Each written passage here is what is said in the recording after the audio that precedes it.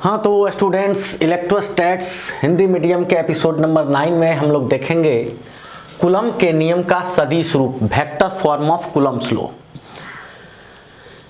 तो बच्चों हम लोग मान लेते हैं,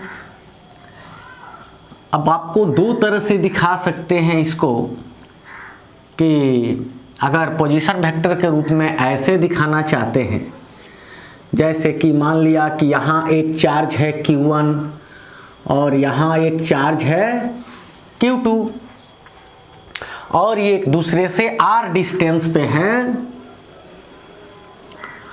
तो ये हम लोगों ने मान लिया X एक्सिस, इसे हम लोगों ने मान लिया Y एक्सिस, इसे हम लोगों ने मान लिया Z एक्सिस। और ये वो मूल बिंदु है, ओरिजिन है, और चार्ज Q1 का पोजीशन वेक्टर R1 है और चार्ज Q2 का पोजीशन वेक्टर R2 है। अगर इस पॉइंट को A मान लिया जाए और इस पॉइंट को B मान लिया जाए तो क्या होगा? तो अगर OAB त्रिभुज की बात करें, त्रिभुज OAB में, तो OA plus AB, OA plus AB equal to OB। तो AB बराबर क्या लिख सकते हैं? AB बराबर OB माइनस OA, यानी AB बराबर आप लिख सकते हैं vector R2 minus vector R1, या इसी को आप लिख सकते हैं R21, ऐसे R21 यानी force at second by first, यानी पहले चार्ज के द्वारा दूसरे चार्ज पर लगने वाला बल, उसकी दिशा हो गई पहले आवेश के द्वारा दूसरे आवेश पर लगने वाला बल, यानी ये दिशा बता रहा है। और अगर यहाँ से लेंगे OBA तो ये दिशा बताएगा इस रूप में। तो हम लोग ऐसे नहीं लिख करके ये जो R21 या R12 आएगा, इसको हम लोग ऐसे रिप्रेजेंट कर सकते हैं। ये जो आप समझें कि ये R21 R1 क्या हुआ। यहाँ क्या करते हैं कि यहाँ हम लोग यहाँ एक पॉइंट मानते हैं और यहाँ एक पॉइंट मानते हैं A और B। A और B जो है दो पॉइंट हैं और इन पर जो चार्ज हैं उनके मैग्नीट्यूड Q1 और Q2 हैं, और इनके बीच का डिस्टेंस क्या है? तो बीच का डिस्टेंस R मान लेते हैं, ठीक है। और इसके बारे में कुछ लिखते हैं कि माना दो आवेश जिनके परिमाण क्रमशः Q1 एवं Q2 हैं, वायु में एक दूसरे से R दूरी पर स्थित है, वायु में एक दूसरे से R दूरी पर स्थित है। तो हम लोग तो जानते हैं कि इनके बीच लगने वाला फोर्स क्या होता है? 1/4 pi epsilon naught Q1 Q2 by R square होता है। तो हम लोग मान लेते हैं कि Q1 के द्वारा Q2 पर लगने वाला बल,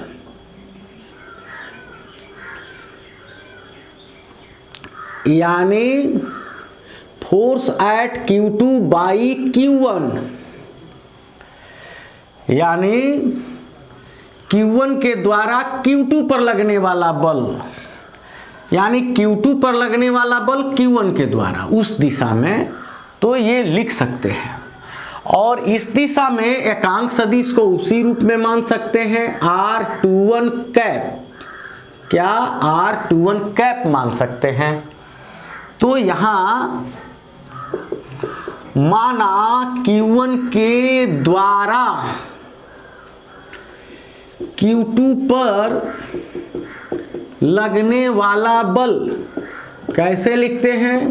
Q1 के द्वारा Q2 पर लगने वाला बल F21 हो तथा इसकी दिशा एकांक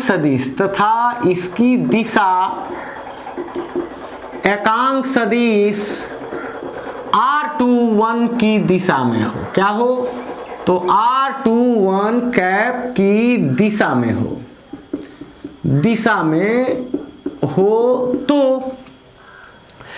तो हमने क्या मान लिया कि Q1 के द्वारा Q2 पर लगने वाला बल F21 है और इसकी दिशा क्या है? तो एकांक सदिश R21 की दिशा में है। तो इसको कैसे लिख सकते हैं? F21 को कैसे लिखा जा सकता है?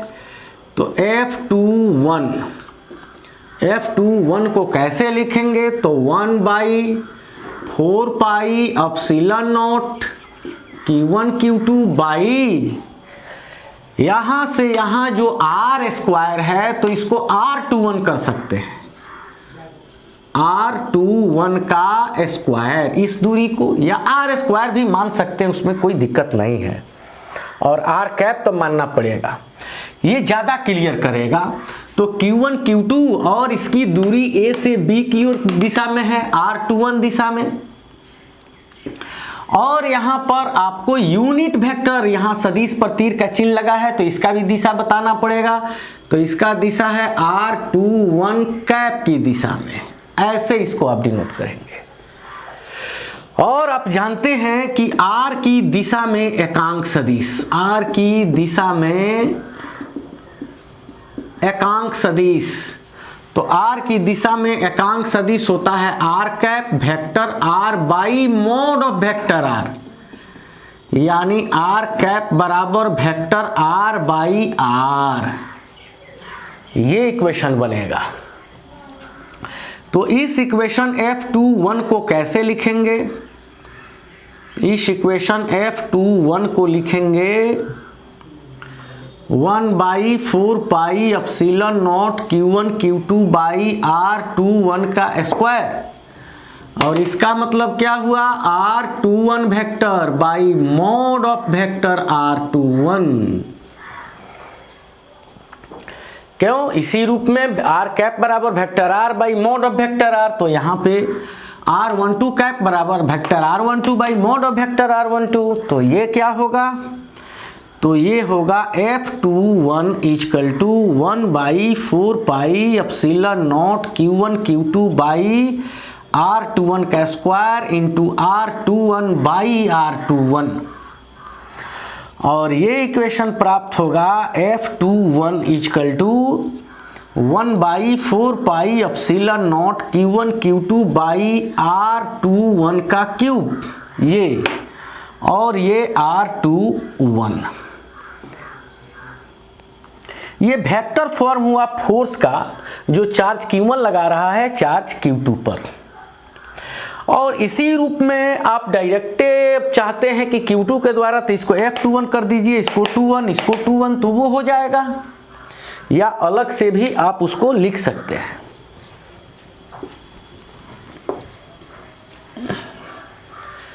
अलग से भी आप लिख सकते हैं क्या? कि यदि Q2 से Q1 पर लगने वाला बल,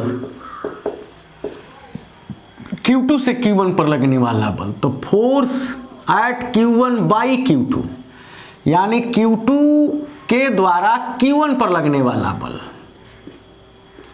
ये बल इस दिशा में लग रहा है, तो इसको F क्या हो? तो F12 हो, तो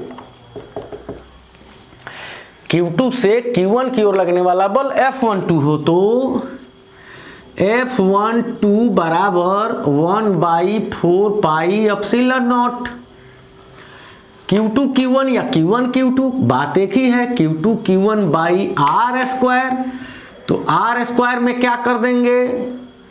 इसका यूनिट वेक्टर इधर R12 कैप कर देंगे, तो R12 कैप का स्क्वायर और R12 यूनिट वेक्टर, यानी Q2 के द्वारा Q1 पर लगने वाला बल का जो दिशा है वो एकांक सदिश R12 कैप की दिशा में है। तो फिर इसी को आप F12 equal to 1/4πε0 Q1 Q2 कर सकते हैं बाई R12 का स्क्वायर, और इसका वैल्यू हो जाएगा vector R12 by mod of vector R12। तो F12 equal to 1/4πε0 Q1 Q2 by R12 cube, और ये R12 ये हुआ। तो सेम यहां क्या हुआ है, 2 1 के जगह पर 1 2, 2 1 के जगह पर 1 2, 2 1 के जगह पर 1 2, और ये क्या है, अनुन्य क्रियात्मक फोर्स है, म्यूचुअल एक्शनल फोर्स।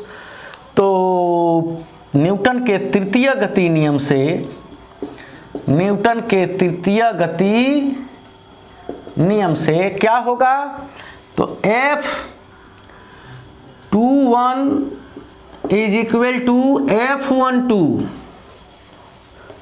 F21 और F12 बराबर ही है, लेकिन अगर इसी को हम चाहें तो ऐसे लिख सकते हैं। कैसे लिख सकते हैं, तो इसी को लिख सकते हैं F21 equal to minus F21।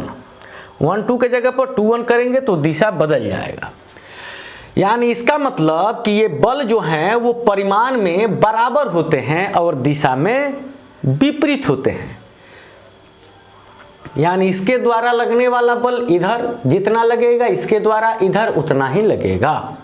चाहे कोई चार्ज बड़ा हो या छोटा हो, एक दूसरे पर लगने वाला बल बराबर ही होता है। इसके लिए एक एपिसोड है कूलम्ब का नियम, वो जनरल फॉर्म है आपका अलजेब्रिक फॉर्म, उसमें इसकी व्याख्या की गई है इसके नेचर की। तो आप इसको इस रूप में लिख सकते हैं, ये फिगर बनाकर यहाँ से ये ऐसे होते हुए यहाँ से इसको दिखा सकते हैं। तो ये है बच्चों सदिश रूप है कूलम्ब के नियम का। फिर अगले एपिसोड में हम लोग किसी नए टॉपिक को देखेंगे।